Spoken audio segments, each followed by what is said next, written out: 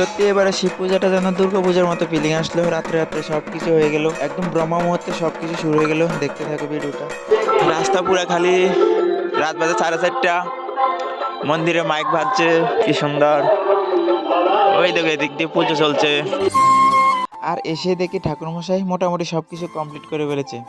আসলে এবারে শিব পূজাটা 2025-এর দুর্গা পুজোর মতো কিছুটা ফিলিং আসছে না? কিছুটা না, পুরোই সেম।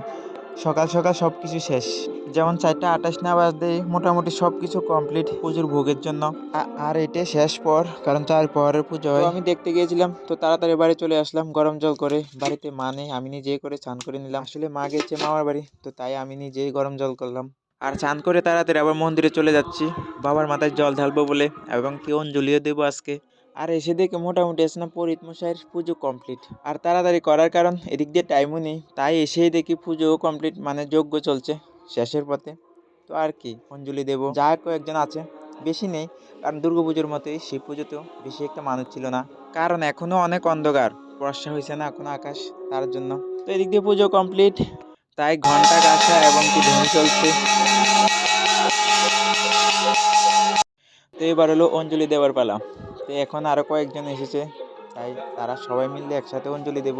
আর সব কিছুতে সব জায়গাতে মানুষ না হলে ভালোও লাগে না। তো সবাই যাও, কয়েকজন এসেছে, এখন অঞ্জলি দেব। হাতে বেলপাতা ফুল সবকিছু দেওয়া হয়ে গেছে। তো বন্ধুরা অঞ্জলি দিয়ে নিই আগে। তো ফাইনালি কমপ্লিট 2026-এ শিব চতুর্দশী পুজো। আবার একটি বছরের জন্য অপেক্ষা করতে হবে, এখন শুধু জল ঢালার পালা।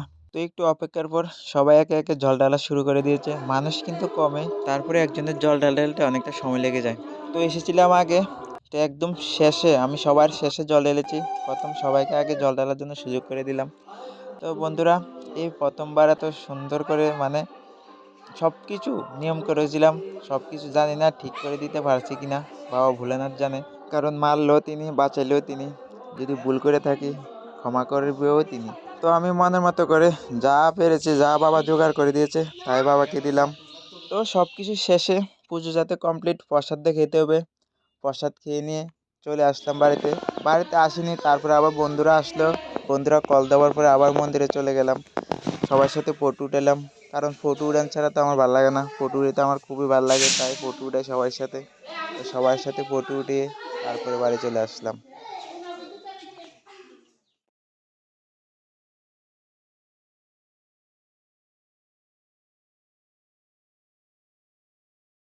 নমঃ শিবায় নমঃ।